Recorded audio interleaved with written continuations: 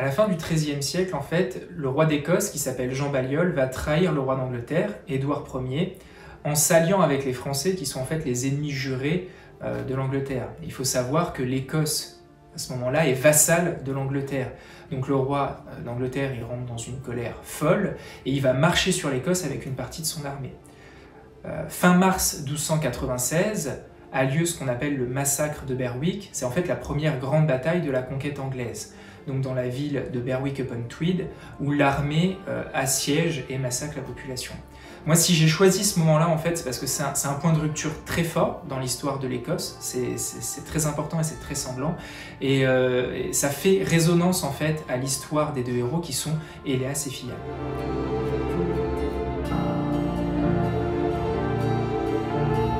Fianne, c'est l'apprenti du tailleur le plus réputé de Berwick. C'est un personnage qui est assez fier, assez prétentieux. Il s'attire pas mal d'ennuis, il peut se faire des ennemis dans la ville aussi. Et le problème, en fait, c'est qu'il ne sait pas du tout se battre. Donc c'est une grande gueule, mais derrière, il n'y a rien qui suit. Il a été recueilli, en fait, 8 ans avant le début des événements du roman avec sa sœur par le tailleur, parce qu'en fait, leur clan, dans les Highlands, a été massacré. Donc ils sont orphelins. Son rêve, c'est d'être aussi doué que son maître et d'ouvrir sa propre échoppe dans une autre ville. Le problème, c'est qu'avec les événements du massacre de Berwick, ce rêve vole en éclats et il se retrouve jeté dans un conflit qu'il ne comprend pas et qui le dépasse, qui est donc l'opposition entre les assassins et les Templiers. Il est pourchassé par des traqueurs impitoyables et effectivement, il va être obligé d'évoluer. Déjà, il va devoir apprendre à se battre, ça c'est le premier point, mais surtout, en fait, il va devoir sortir de l'enfance et gagner en maturité parce qu'il a besoin d'apprendre à gérer ses émotions.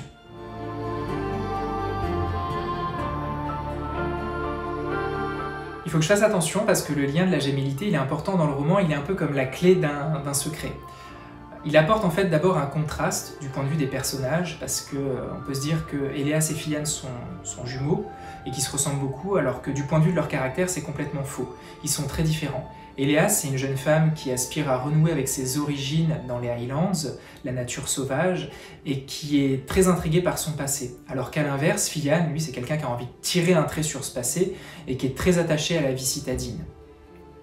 Au-delà de ça, le lien de la gémellité, il apporte une complexité supplémentaire parce que ces deux jumeaux ont vécu un traumatisme, mais en fait, ils le gèrent de manière différente. Chacun a des fêlures, et en fait, l'un des enjeux du roman, ça va être de voir comment ils vont composer avec ces fêlures et comment en fait ils vont surmonter la tension que ça a pu créer entre eux.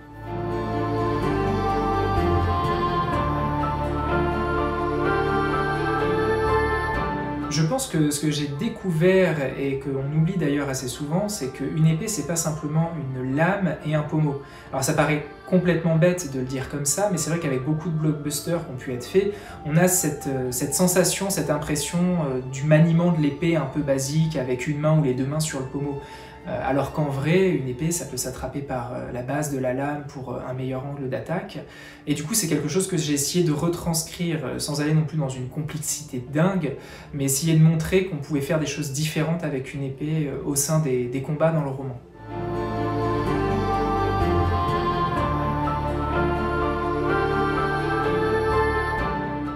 Mêler la fiction avec les faits historiques, c'est au final un jeu qui est assez amusant.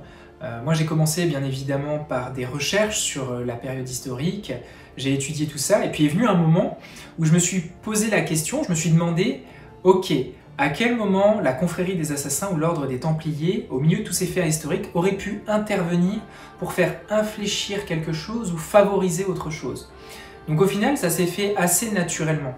Je dirais même que ça s'est fait très naturellement parce que je me souviens à un moment donné, j'étais en train de chercher comment amener un artefact dans la narration, et puis je trouvais pas, j'avais pas d'angle d'attaque qui me plaisait, et en continuant justement à étudier les faits historiques, je me suis rendu compte que cet artefact, entre guillemets, existait déjà, et qu'il était intimement lié à l'histoire de l'Écosse. Donc je m'en suis servi, et je me suis rendu compte que l'histoire avec un grand H m'avait un peu servi ça sur un plateau.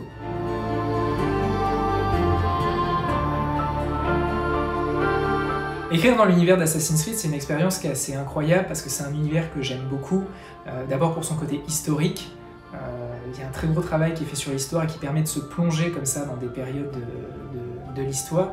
Et puis j'aime aussi énormément l'aspect méta de l'histoire, c'est-à-dire l'histoire qui est racontée dans le présent, l'histoire au-delà de l'histoire, ça me plaît beaucoup. Donc au final, c'est assez incroyable d'avoir pu travailler sur cet univers, surtout que j'ai eu une totale liberté, et ça m'a permis en fait de faire ce que j'avais envie de faire et qui était le plus important pour moi, c'est-à-dire travailler mes personnages, travailler les failles et les fêlures de mes personnages au contact justement de ce conflit entre les assassins et les Templiers.